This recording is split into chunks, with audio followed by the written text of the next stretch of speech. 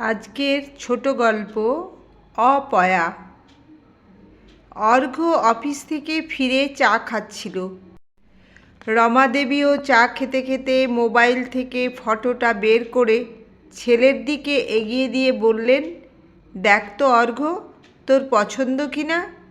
খুব ভালো মেয়ে, দেখতেও একেবারে লক্ষ্মী ঠাকুরের মতো। অর্ঘ্য এক ঝলক তাকিয়ে চায়ে চুমুক দিতে দিতে মোবাইলটা তখন স্ক্রল করেই চলেছে। ছেলে কিছু বলছে না দেখে রমাদেবী বললেন, রেবতী কাকিমার ভাইঝি, মেয়েটি গ্র্যাজুয়েট। এরকম একটা মেয়েই খুঁজছিলাম। মেয়েটার মধ্যে একটা লক্ষ্মীশ্রী ভাব আছে কিন্তু। মায়ের কথা শুনে অর্ঘ্য বলে, তোমাকে আর মেয়ে দেখতে হবে না, আমি একজনকে পছন্দ করি, বিয়ে করতে হলে আমি তাকেই করব। মানে কি বলিস তুই? তুই পছন্দ করে রেখেছিস? শোন, আমি ওসব মানব না। রেবতী কাকিমাকে কথা দিয়েছি, আমি আমার কথার নড়চড় করব না। মা, বিয়েটা করব তো আমি আমার পছন্দের মেয়েকে বিয়ে করব না তো রেবতী কাকিমার ভাইঝিকে বিয়ে করতে যাব? অসম্ভব। আমি শ্রদ্ধাকে ভালোবাসি, আর আমাদের রিলেশন অনেক দিনের। সত্যি তাই। শ্রদ্ধার সাথে অর্ঘ্যর প্রেমটা স্কুল লাইফে 11-এ পড়তে পড়তে প্রেম। দুজনে একসাথে একই স্কুলে পড়তো, বলতে গেলে দুজনেই সেম এজ। সে যাই হোক, এসব কথা শোনার পর রমাদেবী বলল, এসব কথা তো আমাকে আগে জানাসনি। জানানোর সময় হলে আমি ঠিকই জানাতাম। তাছাড়া তুমি আমায় জিজ্ঞেস করে কথা দিতে পারতে। আমি শ্রদ্ধাকে ছাড়া অন্য কাউকে বিয়ে করতে পারবো না। বছরদের পর মায়ের অপছন্দের পাত্রী শ্রদ্ধার সাথে অর্ঘ্যর বিয়ে হয়। বিয়ের আগেই অর্ঘ্য যখন শ্রদ্ধার ছবি মাকে দেখিয়েছিল, তখন রমাদেবী বলেছিলেন, এই মেয়েটাকে তোর কি করে পছন্দ হলো জানি না, এর থেকে অনেক সুন্দর দেখতে রেবতীর ভাইঝি। সবাই তাকিয়ে অন্তত বলতো, ঘোষাল বাড়ির বউ হয়েছে বটে একটা। এই মেয়েটা আর যাই হোক আমাদের বাড়ির বউ হওয়ার যোগ্য নয়। এখন তো আর তুই আমার কথা শুনবি না? বড় হয়েছিস, মায়ের কথা আর মনে ধরে? কথায় বলে, যার যেখানে মজে মন। মা, দেখো তো, সুন্দর হওয়াটাই কি সব? শ্রদ্ধা তো আর খুব খারাপ দেখতে না, আর এম এ পাস নিয়ে কি ধুয়ে জল খাবো? আমার পছন্দ নয়, সেটাই জানালাম। বিয়ের পর শ্রদ্ধা যখন এ বাড়িতে এলো, শাশুড়ি রমাদেবীর একটা প্রচ্ছন্ন রাগ থেকেই গেল। কারণ নিজের পছন্দ করা মেয়ের সাথে ছেলের বিয়ে দিতে পারেননি। বিয়ের 1 মাসের মাথায় ঘটল এক ঘটনা। অর্ঘ্যর চাকরিটা চলে গেল। অর্ঘ্য চাকরি করত ছোটোখাটো একটা কোম্পানিতে। বিয়ের পর কাজ চলে যাওয়াতে রমাদেবীর সব রাগটা গিয়ে পড়ল শ্রদ্ধার ওপর। রমাদেবী ছেলেকে ডেকে বললেন, এমন একটা অপয়া মেয়েকে বিয়ে করলি, 1 মাস যেতে না যেতেই কাজটা চলে গেল। সংসারে এবার অলক্ষ্মীর বাসা বাঁধল। এবার বোঝো, মায়ের কথা না শুনলে এমনই হয়। এমন কথা শুনেই রমাদেবীর স্বামী রজতবাবু বলেন, শ্রদ্ধার দোষটা কোথায়? তোমার পছন্দ করা মেয়েকে বিয়ে করলেও কি কাজটা যেত না? তাছাড়া আমি তো আছি। আমার ওই ছোট দোকান থেকে যা আয় হয় তাতে আমার ছেলেকে যদি খাওয়াতে পারি, তাহলে বৌমাকেও পারবো। মেয়ে হলে কি করতাম, তাই কাউকে দোষারোপ করো না। এমন কথা শুনে শ্রদ্ধা আর চোখে জল ধরে রাখতে পারে না, অজান্তেই চোখ ভিজে যায়। নতুন জীবনের শুরুতে এমন একটা ঘটনা ঘটল যেটা শ্রদ্ধার কাছে খুবই কষ্টের।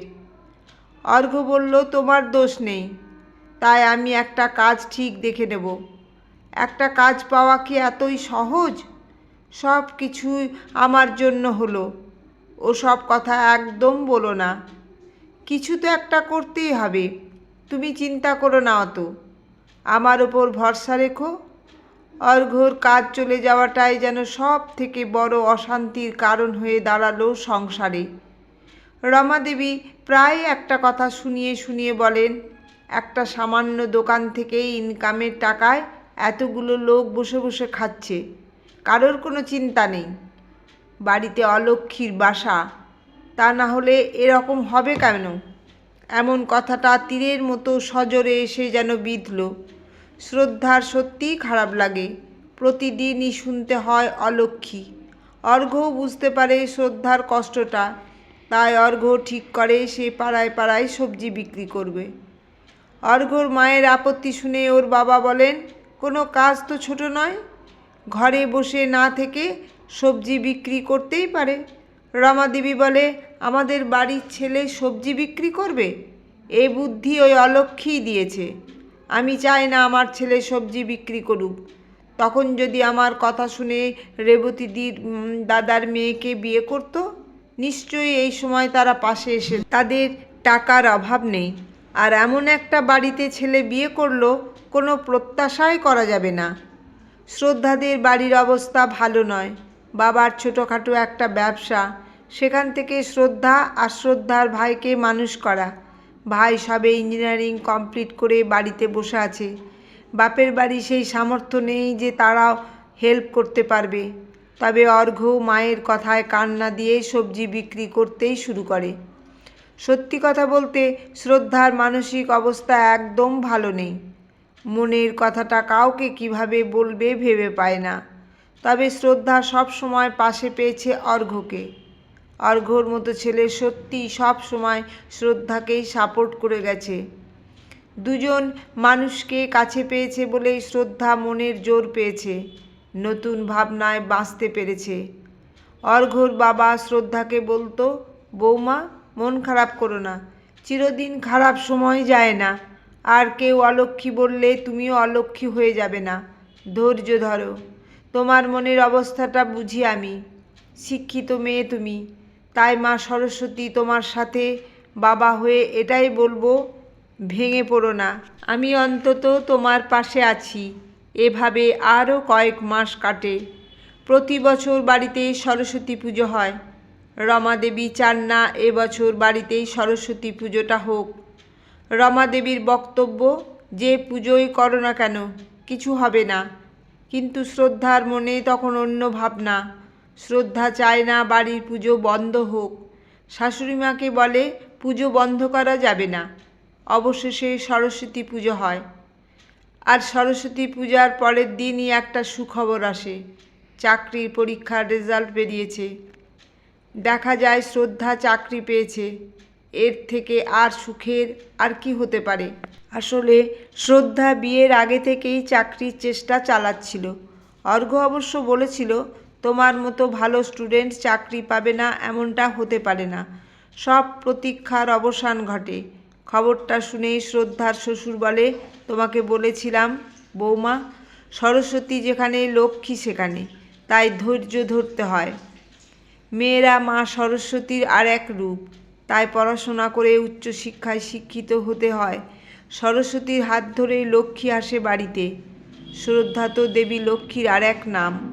তোমাদের মতো মেয়েরা এমনিতেই লক্ষ্মীশ্রী, কারণ তোমাদের সাথেই মা সরস্বতী থাকে। শ্রদ্ধা এখন চাকরি করে, সংসারে এখন শ্রী ফিরে গেছে।